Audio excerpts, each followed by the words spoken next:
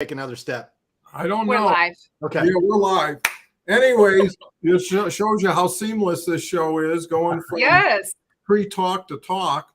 And that's what it's all about, being responsive, spontaneous, and really bringing as much value as we can every day to the wonderful people who invest their time and thought and energy to the show. So I got a special guest today, has an incredible story, something that everybody can get some quality takeaways from. You know, I want to introduce Clint Hatton, if I haven't mispronounced it, to the stage, and Kelly, who's an anchor here, and just so fundamental to everything we've been able to create. So what we're going to do is our key word today is authentic. Want to focus and center on that word. Want to be able to have Clint just with a quick overview, share a little bit of himself and his story, and then really launch into your questions and comments. Ginny Schuster's here already. Thank you for coming. And with that said, I'll quickly introduce Kelly. She can say a couple words, and then we'll turn it over to Clint to give him his chance to tell his story. It's worth listening to, so stay tuned. Yes. Kelly? Good morning, everyone. Good afternoon, good evening, of course, depending on where you are tuning in from. It is such an honor I got to do with Clint this week, which is amazing. So just to be with Don and Clint today is such an honor for me and a privilege, and great to see everyone. It's been a week. I can't believe it. And it's been a week. So I don't really want to waste any time because I want to give as much time as possible to our amazing guest today, who I'm grateful to call friend. So Clint, take it away. Well, thanks, Kelly. Yeah. I love that you guys already have the whole finger pointing down. I'm gonna have to get with the program on the finger pointing in the right direction. But thank you so much. And Dawn, you said it right, so you did good. Thank you so much, and I sure appreciate just the opportunity to share with you guys. I love what you're doing. Absolutely love what you're doing. My story is pretty layered, and so I'm not going to take you guys all through the whole thing. We're not going to go back literally to Genesis, but I will tell you that I've had a pretty layered life. I had a normal childhood growing up in Southern California. I think, things were pretty good, sunshine and playing sports and just having a good time, but went through some rough stuff as a kid, as many of our listeners today probably have. Had a point in time where my dad ended up cheating on my mom and moved out. It got pretty ugly for almost 2 years, and my mom suffered from suicidal ideation and almost killed herself and me a couple of different occasions. And so went through a pretty rough stage between like 11 and 12. And really what ended up happening there is they reconciled, and we ended up having a great relationship over the years. But it started me on a path of a really bad coping mechanism, which was, drugs and alcohol at only 13 years old. And so kind of fast forward, I was an athlete, so I semi-functioned without becoming, just a drug addict, but still partied and abused drugs into my young adult life. And then I became a professional salesperson and got introduced to meth. And this was in the late 80s, early 90s. And so that set me on a whole different trajectory. Just, again, abusing drugs, bad relationships. I ended up married, but 5 years later in a divorce after just a train wreck of a marriage. And so things didn't, go super well into my, first really 3 decades. And then about 31 years old is when things turned around for me. I'm a man of faith. I became a Christian. That there were some people that came into my life that believed in me, that began to speak life into me, what I believe we're going to do today, to encourage people that your story is just that, and your story can change, and your story doesn't identify you and keep you trapped in the past. And that's really what happened to me. And so fast forward, I like to say now I'm a deliriously happily married man of over 20 years to my bride, Amaryllis. I have 3 boys, Gabriel, Joel, and Liam. And to get into our more current story, we went through a pretty tough time as a family almost 4 years ago. It'll be 4 years in September. My oldest son, Gabriel, was quite a go-getter, and he decided at about 8 years old that he wanted to become a pilot. And what was crazy is, you expected that age. Okay, great. And then next week you're going to want to be a fireman. And the week after that, you're going to want to be, something else. But he hung on to it. And by the time he was 14 years old in high school, he actually had the opportunity to join a club and start a 4-year aviation program and start chasing his dream. And so at 16 years old, he actually soloed before he even had his driver's license, which as a parent, incredible. Yeah, really cool experience, terrifying all at the same time. And I'll never forget when he went up, I was like, yes. And then when he started to circle to come down, I'm like, oh my gosh, So it was an amazing thing just to see him chase his dream.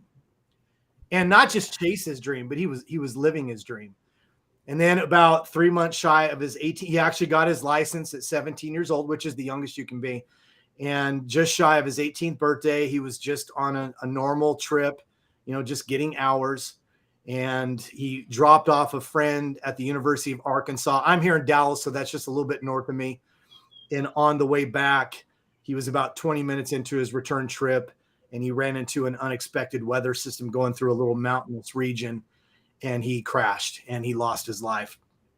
And so, as a family, as anyone can imagine, I'm sure there's those on this call right now that have been through some really rough things and had some really difficult personal losses. And, to say it was a gut punch is an understatement. It changed our lives forever. There's no other way to say it. There's always going to be a void, and there'll always be a pain of not having him with us. But ultimately what ended up happening is, I knew I was a pastor for 17 years, which I think is important to say from the standpoint that I had helped a lot of people over the course of those years through a lot of really difficult things, including a loss of a child and other types of losses. And so nothing gave me an advantage for the pain of losing my son, but I do feel like I had an advantage in knowing that there are certain coping mechanisms that are healthier than others. And we knew we didn't want our marriage to implode. We wanted to keep our family. Our 2 other boys were 9 and 14 when this happened. We wanted to, just be able to move forward, because you don't move on from losing a loved one, but you can move forward. So ultimately, to get to where we are today, the grieving process, obviously, it's still going on to some degree, but, we got through those early stages, and eventually I really felt a call, if I could say it that way, to really help people across the board. I decided that I was limited to being in a church at that time. I really want to help just anybody, not just people that shared my belief system. So I ended up starting a transformational speaker and coach company. And then eventually I ended up writing a book as well after COVID, because that was 3 months after Gabriel passed away.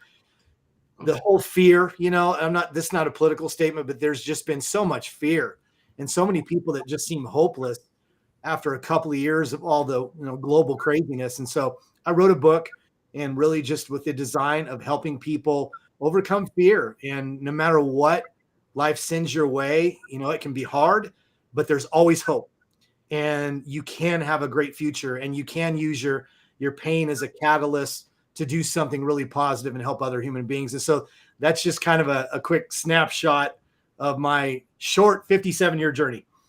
Well, that's quite a snapshot. And it's definitely an eyeful. And it's something that I believe everybody can benefit from, and I think that's the opportunity to challenges, is somebody has to go through it, but many people can learn and grow with it and for it and feel a little differently, because, every word in being authentic is so true to what we're talking about today, right? Yes. Because that's the best way to get through something, is to be honest with yourself, honest with what is. If you start with honest, you're going to stay authentic. Absolutely. When you start cosmetically, socially adjusting things, and you project it, you're just increasing distortion. So I have to credit you so much for staying authentic, because that's something people should model. Some people can learn from the actions, other people can learn from the intention, right? That, here's what we want to be authentic with. And I think this neighborhood that we're in with all these wonderful neighbors, and let me just go through real quickly because I think it's important. Jenny Schuster's here, somebody I've known for a few years, out in Colorado, also Longmont. Great lady. I would use this opportunity to connect with all the people on the screen because they pretty much vetted, and they're all good. And if you want to build a network, and I so much agree with what Clint said, it's not the numbers, it's not the vanity, it's the quality, and it's who's going to be there with you when you know you're going to need somebody to be there. And in the meantime, you're being there for everybody so you can kind of ensure that it's all going to stay tight when it might be your turn. We've got Krista Bell. I always love that name. I haven't seen it a little bit, but thanks for coming. Andrea, who's here every Tuesday, is just great. We've got Linda, who's just unbelievable, wonderful lady, and what I found is when you're dealing with thoughts and intentions, everybody's equal, right? When you can take off the facade of what do you do for a living, what school did you go to, all that other stuff, everybody gets more authentic. Christy's here. Christy's always a big fan, ready to go to Asia. Have a wonderful trip. Happy Thankful Thursday from Kim. Kim's just been great. Hey, Kim. Jenny's here. Wow, that's a journey. We've got Andrea. Such a heartwarming story. Listened to it yesterday and went quiet, to be honest. And Andrea is such an authentic person. If you're ever going to meet anybody, she could be defined as it. Olu is here. Olu's great, been really coming through some great comments. Great to hear. Yes. Jenny is learning a little bit more. Commenting is where it's at. Have your voice heard. Be seen by your friends and neighbors. And that's how we build community. So, Kelly, we're off to a great start. Clint's got a tremendous story. So, what does authentic mean to you? Well, I mean, obviously, just with as far as people, being genuine and honest and true in yourself. And I think, there's another form of authenticity in wide world, in the sense of like, how much is that really true? Hey, that that photo that my uncle has of the UFO doesn't look very authentic. So, and I always say, which is, it's kind of interesting for me because I'm like, I don't have time to be anybody else. Like, being me sometimes is difficult. So and I forget stuff. I mean, the biggest lie I tell myself every day is I'm going to remember that. And authenticity with people, it's like you recognize it. I feel as I've gotten older and certainly more conversations with people, like you can actually see the mask of someone when they're not authentic, and you're just drawn in to authenticity. And I do encourage anyone, if you want to hear more about Clint's story, do go see the replay of the awesome journey on Tuesday, because we went quite a bit deeper into all of it and talk about authentic and raw. I mean, whoa, it was so good and incredible to be able to share that story. But I also feel that, being an authentic person, you tend to have people share things with you that maybe you share with other people. And it's such a privilege on it to be like, wow, they trusted me to share that with, to feel comfortable enough to trust you with their story or their situation, whatever it is. I mean, it's such a gift both ways. And I think my entire life I've been that person. I'm like, wow, I just got this person, how they were, and now I know their life story. But I look at that as such an honor and a privilege that people trust to share that information or to share that story that maybe they can't share with somebody else. So I think it's a true gift. And, Clint has definitely, his authenticity is off the charts, because I think to be able to share the level of your life and the way that you do is a gift to all of us, because it does make people think and feel and get away from the noise and pay attention to what is, actually important in life. And, I want to recap one of the things that is just will forever stand with me from Clint is, taking the pain or a tragedy through the filter of love and turning it into purpose. And it's just like, wow, that makes you think of what is important in life. And so, Don, what are your thoughts on authenticity this morning? Well, I'm learning more about it as we're talking, and hopefully other people are too. And that's the beauty. What's that? Well, I'll answer to authenticity. I think it's the best position you can ever be in, because it's the most relaxed and comfortable position you're in, right? When you're just sharing exactly who you are in the moment for what you feel in the moment, right? There's no thinking and there's no remembering necessary. I always say a liar always has to have a better memory to keep track of everything they've said to who. When you're always authentic, it always sticks to what it is. And the thing is I always say time will either expose you or promote you, right? And you'll get found out. And one thing about trust and authenticity, it's hard to gain, but it's easy to lose. Yeah. Right? Once you lose the trust, it's like every word is suspect, every person becomes suspect. And the bigger question is why?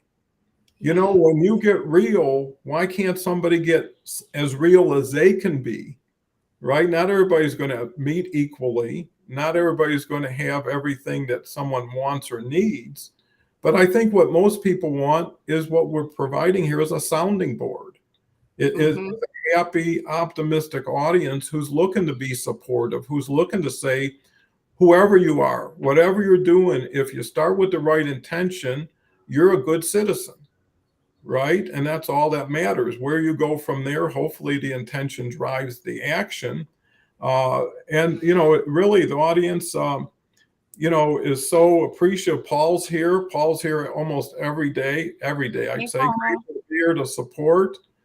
We've got Benitha, I hope I pronounced it, from I believe Nigeria, but I could be wrong. And since since we get one person, we get communities of that one person, which is so beautiful. So Clint, we covered a lot of ground. What's your thoughts on authenticity and the audience, or any comments that you might see? Yeah, well, I'm a word freak. I love words. And so when you chose that word and I realized I was going to be a part of this, I'm like, okay, I'm going to go dig it up. So if you guys don't mind, I'm going to give a quick definitions. Yeah, that I think apply to what you guys are saying. And then I want to say something I think that's really important to recognize about growing in authenticity as well. But here's a couple of definitions from Webster's. Conforming to an original so as to reproduce essential features. We're meant to be original, right? And there's the way we were created is the way we were created. We're meant to explore and express those features. I love this one too. Not false or an imitation. How many times do we get caught up in our life sometimes looking at others and comparing and trying to imitate? Yes. So authenticity is truly about just being who you are supposed to be. And I need to be really candid because, I told a portion of my story and I'm getting a lot of, wonderful feedback from you guys, but I have to be very candid. One of the things that happened after my son passed away is, there's something about a death that happens so close to you that one of two things happen. You can go down a rabbit hole, right? and you can get trapped in that, or you begin to really fully understand how precious life really is, and that none of us are guaranteed tomorrow. And so you become a little more intentional. So I began to really take a hard look at myself, as did my wife. And we had a lot of what I call courageous conversations, and just talked about who we were, the type of stuff we were doing, and being really honest with, just who we are as people, what we want to grow into. And I ended up discovering that there were areas of my life where I was a coward. And I know that's a harsh word, but that's how I felt. That there are areas where I denied my true authentic self due to fear or, responsibility in some cases, and just thinking that I needed to live up to what certain people thought about me versus who I wanted to become and who I thought I could be. And so it's been a journey for me. As much as I'd like to say I've always tried to live my life authentically, it's something you continue to grow in. You never arrive. But I love everything you guys are saying, because it definitely starts with just being really sincere and willing to have open conversations with people and be vulnerable. Yeah, well, here's a good question from Andrea to you. I missed it, but did you mention the family mantra, Clint? That is so inspiring. I did not mention that yet. Yeah. In short, what happened, and I don't know who can see it, but you got big, bold, brave right here. That's the phrase. What happened there is the morning after my son's Love it. crash. Of course, it was a plane crash, which is already news. And then the fact that he was 17, bigger news. And so we were contacted the morning after by a couple of different news networks, including our local NBC Dallas affiliate. And they wanted to interview us about his life. And of course, as you guys can imagine, we were a complete train wreck emotionally. And my initial answer was no, but she ended up explaining that, it was an assignment. They were going to do a story, and that if I did it with them, that I could tell the story about his life. If we didn't do the story, then it would basically just be a report on his death. And we had already talked that morning that we were going to move forward as a family, celebrating how he lived, not being trapped in how he died and the tragedy. So we ended up doing it. Don and Kelly, you knew that already, but Don, we did it, and it was a blur. Don't really remember much about it until I saw the video later on. But what came out of it was, at some point during the interview, I said, Gabriel lived big, bold, and brave. I don't remember consciously saying it. But what happened is when they did the segment later that night that we did watch, instead of playing the part where I actually said it, the reporter closed the segment by saying, Gabriel's parents encourage you to live like Gabriel, big, bold, and brave. And something about hearing it back to me, it just resonated so deeply. And of course, it wasn't what it is today. It wasn't a book title. It wasn't my company. That would be a couple of years later.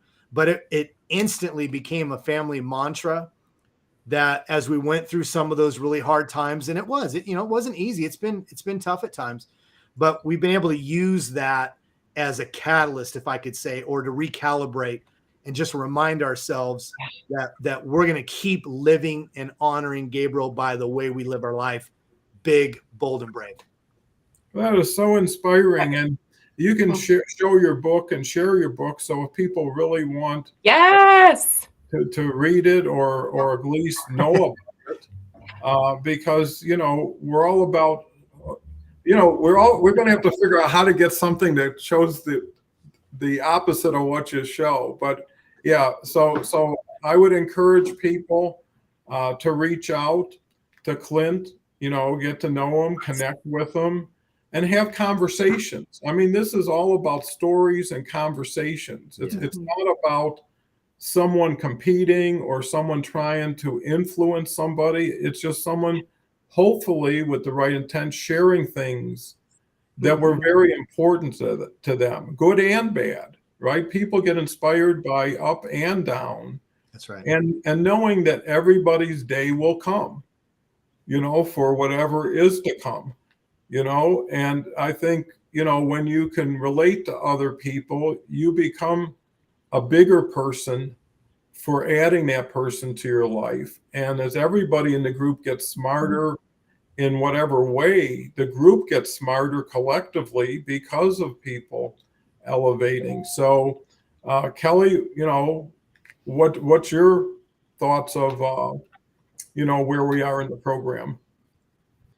Well, I mean, I do want to. I've read the book, and I do say this, and I very rarely promote anything, because unless I'm 100% behind it, if I don't believe in it, like, what's the point? So I just could not recommend it enough. It will help you grow and expand in a way that I promise you don't think, because I just moved yesterday. My big move took place. So my book is not handy on my desk, but I've got tabs in there to go back and review things, because it does push for some serious deep thought and reflection of self, which I think is, we all need it. And it to me, honestly, was a good reminder, exactly what you said, Clint. We kind of get so stuck in how we're just going through life. Yeah. And it's just a good reminder. Hey, you need to take a step back, self-reflect, and see where we're at, and see how we can continue to grow in our authenticity and our honest relationship with ourselves. And I love the definitions that you used about and putting on the unique or the original. Because that is part of social media. Unfortunately, people think, well, I want to be like that, or I love what this person is doing, so I'm going to try to act like that. And it's like, it never works, people. It doesn't, because we can all see it. Authenticity is just something, you feel it, you don't see it. And I think that's the way that, another way that I view. So what are your thoughts, Dawn? Yeah, I mean, I think I could go back to. Well, my thoughts are basically, you appreciate the authenticity of others also, right? So if it's going to be reciprocal, if it's going to be give and take, you've got to be at least a good a listener or better to hear what their authentic self is, right? You ever meet somebody and someone talked the whole conversation, and all they did was talk about themselves, and then the person learned so much, or learned a lot, whether it was worthwhile is a question mark, but they sure had quantity. And they would have to ask themselves, wasn't I important here? Wasn't I worth listening to or being talked to? And that's where people make the mistake. They try to fill a jar before they've opened it. And it just splatters all over the place and never gets inside. And I think if people have long-term, patience has a lot to do with authenticity, because I don't believe in coincidences. I believe things are put in front of us to teach us, to redirect us. To your points, Kelly, you don't know what you got until you got to go through it all and move it, right? Because a bunch of stuff is stuck behind a bunch of stuff, and it might as well be in outer space. Because when we moved, I saw stuff I had packed 35 years ago. Right? And if someone would have walked out of there with all of those boxes, I wouldn't have a clue. And, I decided and that's what I decided, to become a minimalist, right? If you need less, you can dedicate yourself to more. Right? If you just got to get even every month, what do you got left? So when I decided the more things I have, the more things had me. And then I realized how many people need what I don't use. Right? So I came down to, if I don't wear it in a month, it's gone. And I probably wouldn't miss it. So getting back to what's authentic is being a better you for being a better you to everybody around you. Because I do agree that when you're going through any tragedy, whenever you can involve yourself in something bigger than yourself, you can get away from yourself, or not have to have too much of yourself too soon. I realized as you get older, you do more minusing than plussing. right? Relatives, and it makes you appreciate more time when you have less time. And it makes you appreciate the opportunities with people, because when I say goodbye to somebody today, I feel I may never see them again. But when I say hello to them, I greet them as if I would have never seen them again. So you appreciate who you left, and you're so excited to see them again. And that's really framing things, And what I learned through tragedies is once they happen, I realize this may be a lifelong opportunity, right? It's nothing you can resolve overnight or should. But you should also say, I've got important things. I've got important people. I've got to be authentic. And whatever authentic is, that's what it is to you, And I think that's so important. So, Clint, a lot going on. Harvey's here. Let me just share. Harvey's here. Sneaking, listening at work. Want to support you all, Clint. You are a inspirational individual. I hope we can all be big, bold, and brave. And, that's what the beauty of it is. It shows like this allow things to ripple naturally. What you want is organic growth, people taking it and sharing it, and having a pull strategy instead of a push strategy, because I think people are smart enough to know enough when they see authentic, when they see a beautiful story, when they get inspired, because that motivates them, because their heart and their feeling is driving them. If you depend on the mind, it can do all kinds of thought things. Lillian's here. Lillian's so important. Ambambola, who brought so many people with her to the show, I think is so beautiful, connecting the family and inspiring so many. You never have too much supportive family. Let's just say that. Any fans you have, any people in your corner, be thankful. Yes. Harvey's going to be here tomorrow, and I think authenticity involves being grateful, thankful, sharing. Kelly, what's your thoughts? Yeah, as you were just saying that, I just sparked the whole thing of, being authentic, even just with yourself. I mean, and being honest and having the true conversations. Somehow along the way, I think in life, we pick up the fact of we should feel shame of certain situations. And it's like, it's part of our story. I wouldn't be the person, because I've had tragedy in my life, and I've had things happen and people be like, man, I can't even imagine having that happen. Or I don't know how I could never imagine you being that person, or I can't imagine that but you didn't have to be. You don't know until you're, it's your turn at the pump, and you've got to do it. I mean, it's like Clint said earlier, you've got two choices. If I was sitting in a gutter with a needle in my arm, everybody would be like, totally understand how that happened. But I chose to go in the other direction. And, but owning and feeling proud of your story. I feel zero shame about anything that I went through, but there was a period of time in my life that I definitely did. But it's like, hey, it's part of who I am. And think about how many people's stories that you've heard, and you're like, wow. And you never feel like, God, what a horrible human. You think, wow, how great that they were able to get to the other side of that, and what they've done with that and made a purpose out of it. I mean, it's beautiful. And so I don't know, there's just that weird thing of, society, I guess, that brings us up to have this shame jacket that we're supposed to wear sometimes, or just feeling embarrassed to share the story. Like, who cares? I mean, if somebody's judging you, that's on them. That has nothing to do with you. Right. And so, I mean, that just kind of spurred it in that moment. What do you think, Clint?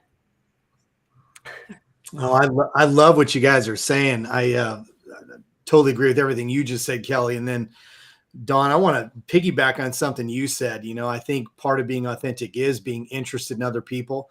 I stole the phrase years ago, and I can't remember the gentleman. It's been so long ago, so I'm just going to take credit for it today. But I heard the phrase, mutual fascination. And I've used it ever since. And so when we engage with people, like you said, every time we get together with someone, I think we need to have this attitude of mutual fascination where we truly, genuinely, not just care, but have an interest in what's going on in their life. And, I kind of laughed to myself when you were talking about those conversations we've all had, right? Because I know my wife and I, being in the profession we were in for so long, we've had a lot of coffees and lunches and dinners with people. And we've walked away many times after an hour or 2 hours knowing everything there is to know about that person, and they knew nothing about us. And we almost always said afterwards, we're kind of glad it was that way, because if we're going to pull people in, we want people that are mutually fascinated, that want to know about us. And so I wanted to bring it up because I just want to encourage everybody listening. That's something we can all practice, And so I think a simple way you can do that is next time you go to coffee with somebody or on a Zoom call with somebody or whatever it is, when you hang up or when you walk away, can you come up with 2 or 3 things maybe you didn't know about that person, or something that's going on in their life that maybe, you didn't know before. And it's just kind of an easy litmus test to see if you're practicing that. And so, that's one of the things I really appreciate about what you said, Dawn, is we have to be interested in other people. And I saw a couple of the comments here. I want to say this really quick too. This idea of being authentic and knowing yourself, that's definitely where it starts, right, guys? I mean, you have to learn who you really are. And sometimes we get so caught up in life, we don't really even know who we are. One of the things I actually do with my clients, I started about a year ago, and it's been really, really successful in the results it's gotten, is I've sent them on either a whole weekend if they can do it, but if not, at least a 24-hour retreat. Go somewhere, mountains, beach, whatever it is, and by themselves, and take their favorite foods and drinks and, music and whatever it is, and literally go have a date with themselves.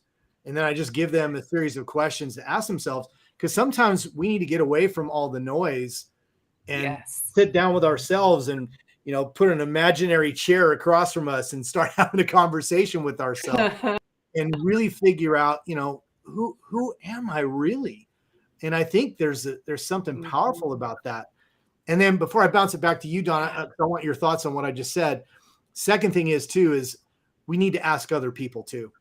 So another thing I do with my clients, and I do it myself, is occasionally I'll sit down with a friend, someone who really knows me, and I'll ask them, tell me what are some things that you really value about me, and what are some things you're kind of like, I just kind of put up with that, and there's something about hearing that too, that you learn about yourself, and it positions you to be even more authentic. What do you think, Don? Yeah, I think the word I want to really piggyback on and complement or layer on is mutual. And you used it in mutual fascination. But, wouldn't it be cool if everybody could sit down and say, hey, let's get mutual now? Let's have mutual respect. Let's have mutual authenticity. Why don't we get to where we want to go right now so we can get more done here, right? If you're going to be jumping in a swimming pool, you need a swimming suit, right? Why not already be changed into it? So when you get to the pool, you do more swimming than changing. And I think that's one of the keys, is realizing what's good for you is good for other people like you, right? And instead of waiting for someone to help you, start helping someone else while you can, because everybody's waiting, and you could be the one who creates the opportunity for people. People want to do better. People want to feel better. People want people to love them, care about them, and support them, but they don't know how to get the key. And the people who have the key are holding it to themselves in a lot of cases. Just like if everybody went through their basement and went to the back of everything, there'd be so much stuff. I live near a ARC thrift center.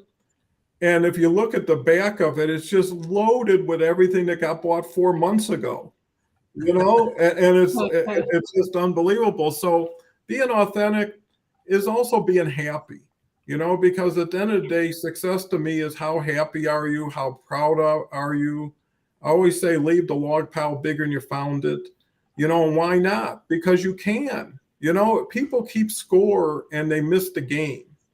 I always say play as hard as you can. The score will follow you, and have a good time. And the beauty of it is, if you're lucky enough to have another day, you can do something new with it. That's the beauty of the universe is choice. And the challenge, I think, is most people don't have a support system, a group that's out there saying, you can do anything. I believe in you. It's always like, hey, are you sure? Are you sure? Are you smart enough? Are you strong enough? And all that stuff. And after a while, you were already kind of confused and on the bubble. And that was enough to shift you off. And I think that Clint's story is unbelievable. I mean, all our stories. And that's what I believe. A person's story is really a snapshot, like Clint said, of their life, and it is what it is. Right. And it's whatever you want to add to it for as long as you want to add to it, but it's not going to change it. You can't unring a bell, but, honoring people, blessing people who came into your life is an obligation that everybody has. I know what my family had to sacrifice to give me whatever they could, and being a parent, you even know more about what sacrifices family has to do for you that they could have done for themselves. So it's all about, to me, a relay race where you're always passing the baton forward. And if you don't want to run, the person in front of you needs to run, right? And it becomes responsibility that goes with authenticity and accountability. So, Kelly, back to you. Oh, I want to add one thing. Harvey's going to be here tomorrow, and Leslie Nidick is going to be here the 20th, her first time. Great lady, unbelievable.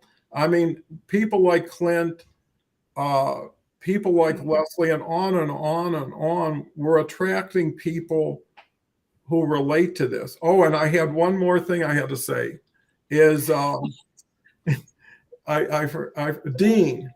Dean. I had a conversation with Dean. Everybody knows him as the potato, and I just want to share a quick story for Dean. I invited him on the show at a future date. It's a wonderful gentleman. And I asked him about the potato story. And he grew up, I don't want to mispronounce it, the smallest town you can imagine in Texas.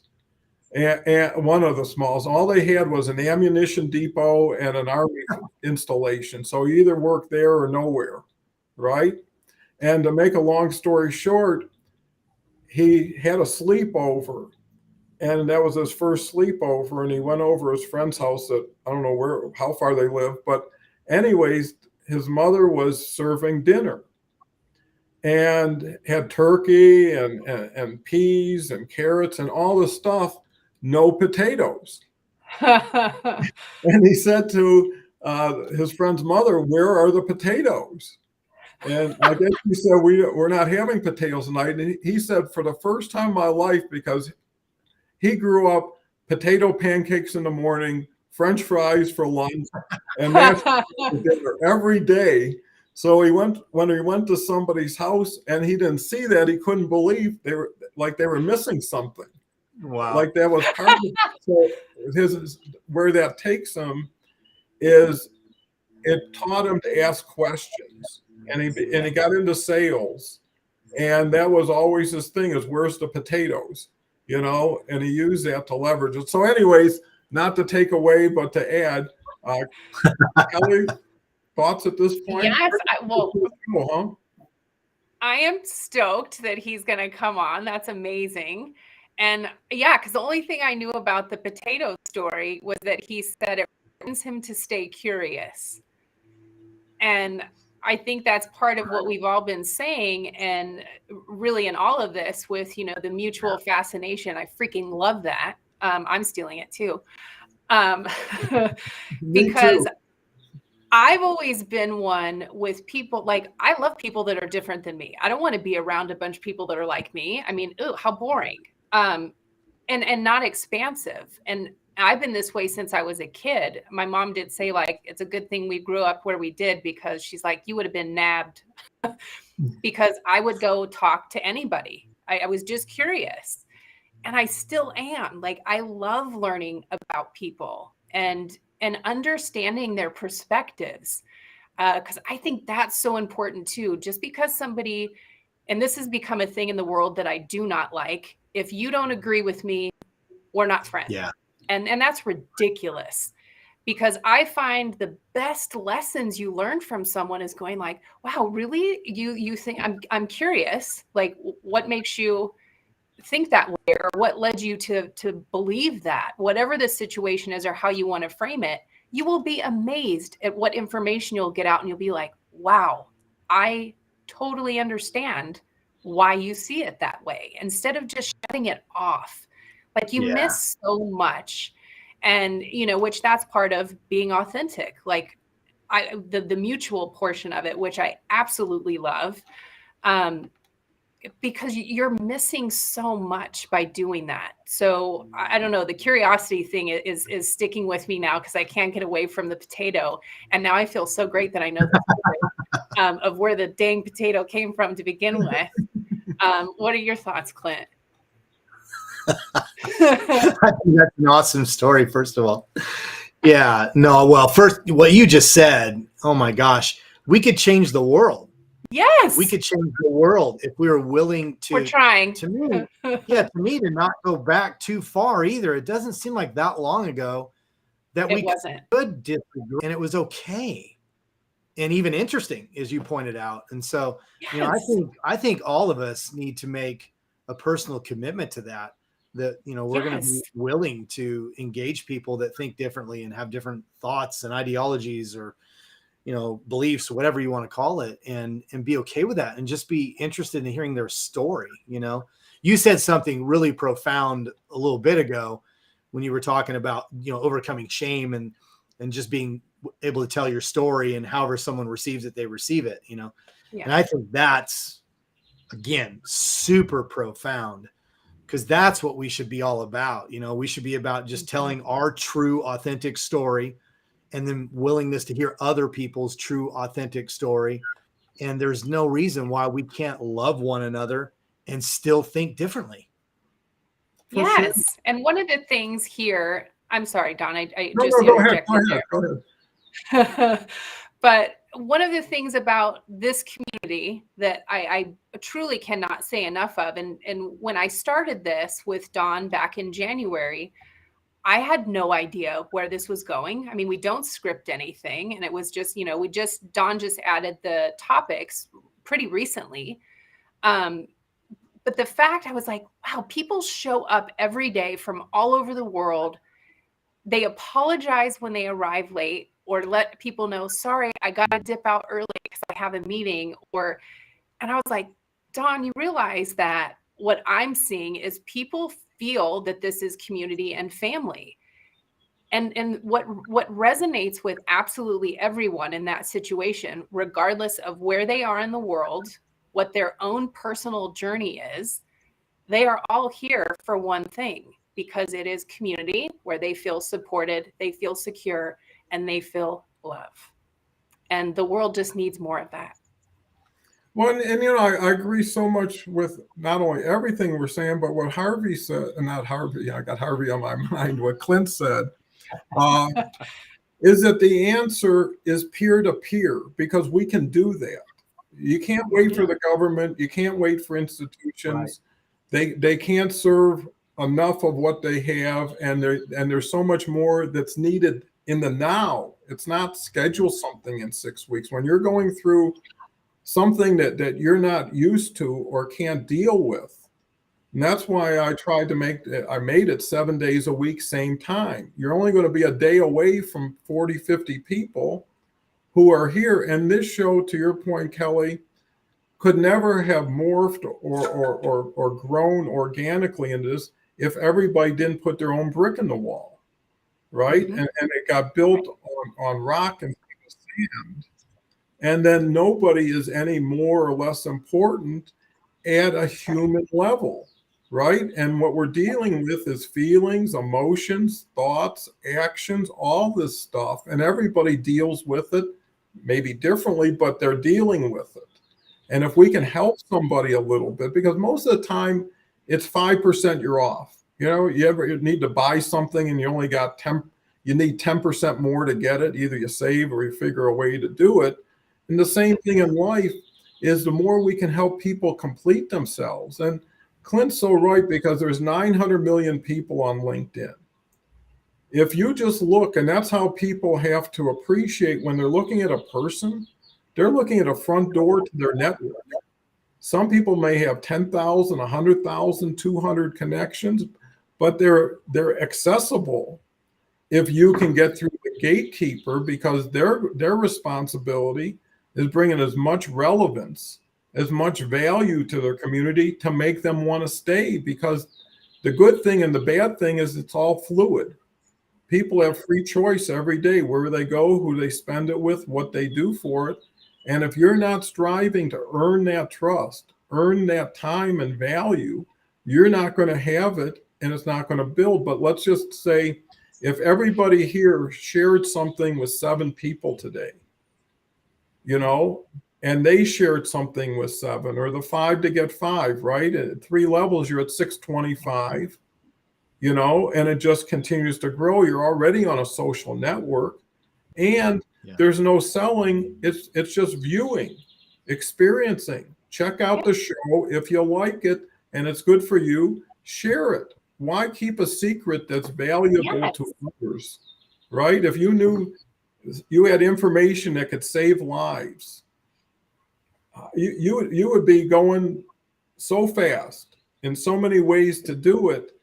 But this is a little bit slower, right? This is you know, 1 page at a time, 1 chapter, which is also good because it's easier to digest, right? I remember someone saying, "Here's a book, can you read in a week?" And I say, "No way."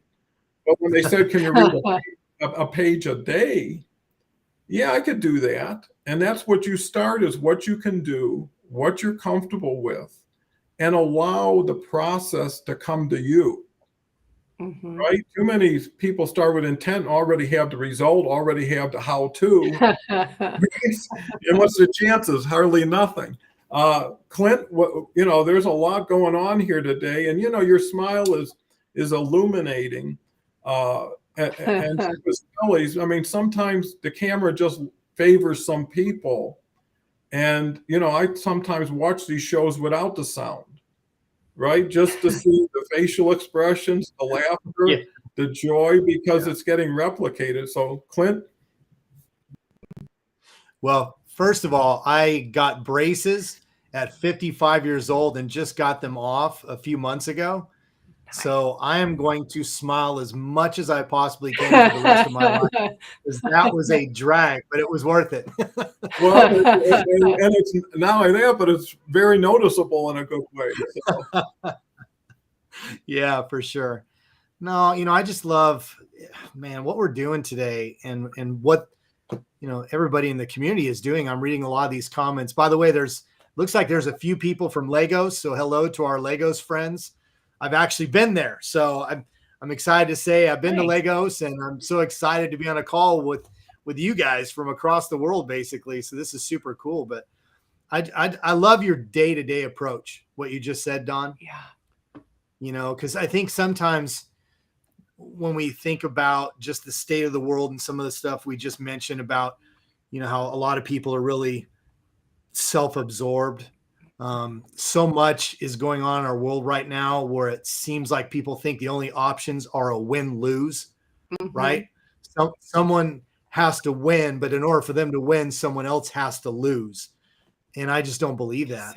I don't believe that at all. I think we can find ways for us all to win. And so I think, but you can only do it one day at a time, one conversation at a time, you know, one LinkedIn Live at a time. And I think if we're just intentional, if we just make a decision, like you said, of I'm just going to do this today, or 2 hours from now when I meet with so-and-so, I'm just, this is the attitude I'm going to have. if we just replicated that over and over, and as you said, shared it with people, what we're doing, and sharing shows like this and stuff like that, we would see the world change. We would create a movement. We are creating a movement in a way, because I agree everything with what you're saying, and I applaud diversity. I'm totally into inclusiveness, and it's just about being more civil, toning things down, not changing beliefs or attitudes, but communicating in a way that's respectful, that someone feels comfortable being in front of you, that also someone gives you the same grace you give them. Is I bless you to believe, think, but it's really how you apply it that really determines your authenticity, right? People who claim the right to do something based on something that's more holier than they are, and then don't show up in action, and that's really the key to, like, integrity. They say it's what you do in the dark when no one's looking. That determines your integrity. Your authenticity, once you lose it, it's like putting on costumes. You're mixing, matching, and after a while, you don't even know who you are. Yeah. Right. And I think staying true to yourself, staying true to others, and coming, and understanding it never can or will be all about you anyways. It doesn't work that way. That's right. What? Yeah, I just found that out the other day. I wish I would have known that. But that's the beautiful thing. That's good to know. Authentic. I can't even say it now. It's about authenticity. Yeah, it's about laughing at yourself, having fun with things. Yes. When I was raising my kids, they thought I had to be the dumbest person in the world.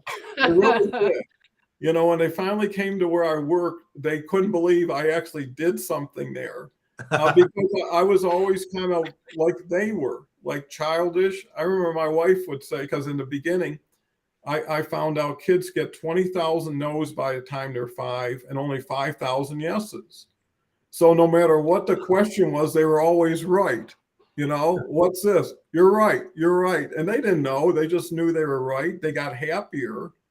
And people come out of their hiding when the sun's shining, when people are there to play with, and people there they trust. And I think Clint's so right. Is today's world, there's so much insulation, isolation, hibernation, that you're looping yourself, and then you're bringing in all this bad weather that's coming through all the channels. And you know what? We have a right to leave it all. We can go off to an island in the sun with ourselves and create a better world that can be replicated through ourselves, that at least was authentic from the beginning. And I think that's why the show and shows like it are so important. And Clint is so valuable to these types of shows, not just because of his story, because a story will tell only so many times, and it's okay, we know you. Right. Now what can you bring that you continue to learn from your story and now continue to give, because that's when you get to win, win, win. Yeah. And I think everybody celebrates that. And something you feel you want to see more of it. You want to share more of it, and you want to become more of moving it along. So final words, we'll start with Kelly, and then Clint can have the final word, and then we'll be off to a wonderful day together. Yes, because like I always say, I challenge anyone to arrive here and not leave feeling better than you did when you got here.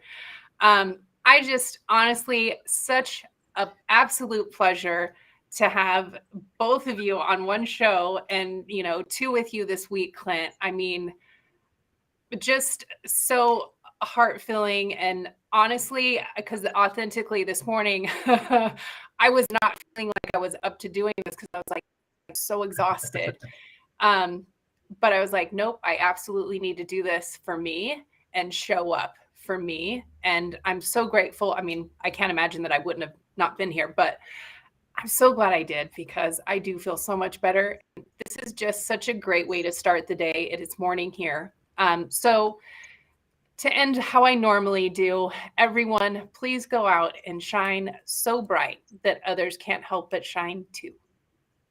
That's beautiful, Kelly. Thank you so much. Clint, this is your first appearance. You know, me and Kelly, we always hope we can do whatever we can to launch somebody on the show and to launch themselves into orbit with all these other wonderful planets that circulate us. And you knocked it out of the park. It was really worthwhile, because that's important to know and realize that everybody has value, and everybody needs their light shown and their voice heard and to be seen. So, Clint, what do you have to say? Yeah, well, I want to thank Kelly. First of all, I'm glad you were here today. I'm glad you made it. I'm wearing a hat because of you as well. She texted me this morning, hey, listen, Don wears a hat, I wear a hat. And I'm thinking, I've got a decent head of hair, but I guess I need to wear a hat. So I'm wearing a hat. So thank you for that. But I just appreciate, connecting with you and the energy that you always bring.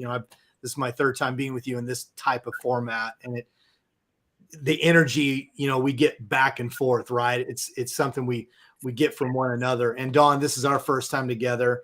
Your wisdom, I so appreciate. Your life, attitude, I so appreciate. I told you before we got on that I trolled you just enough that I felt like we were already very aligned, and this would be a pretty easy conversation.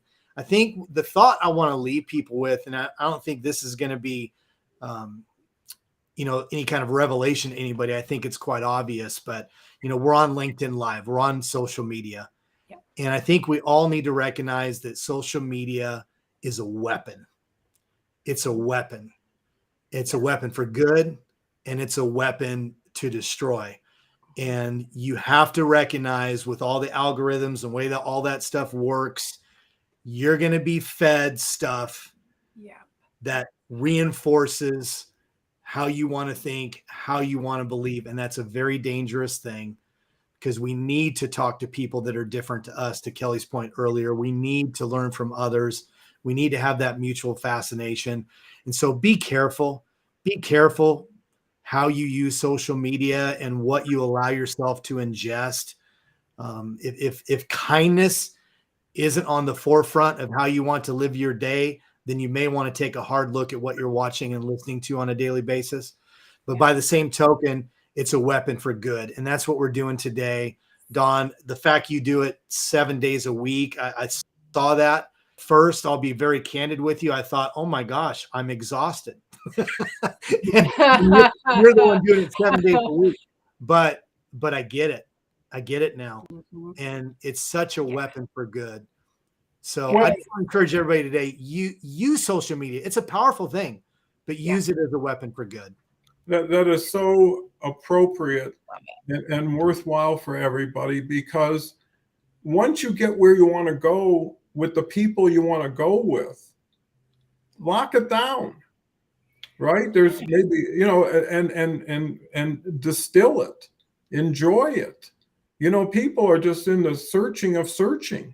Yeah. It's like it used to be with remote controls with the TV. People would just, they said 150 channels, and you'd always end up at the same 5. Yep. Right? So, I think that's so important. And the same thing with this is, trust your heart, follow it, right? If it feels good, if it makes you feel better. And here's the thing, wherever you go from here, you take with what you just arrived, right? So in other words, if you're feeling better, then new people who will see you next will feel better for that. That's right. If you carry a positive message, you're going to create more positivity. And I always believe in hope over fear. I always believe in goodness over not goodness. And also, to everybody's point, have patience and add some weight to something you don't know about somebody until you get to know them before you judge them. right? Yes. Because most people, they set the tone and then they feel they have to maintain it. And you know what? The person today could be a different person tomorrow anyways. Yep. Right? The past doesn't have to define your future, and you should never let anybody define you, right? And it's control and authenticity. So with that said, a lot of learning here, a lot of growing. You can share it, you can revisit it, reach out to Clint, reach out to all these people on the side here. This is a treasure chest of value and hopefully future direction. And hopefully we'll see Clint back again. So, which I think would be a joy. So with that said, bye for now. See you in 23 hours. Rest up. We're going to have Harvey here again. Take care.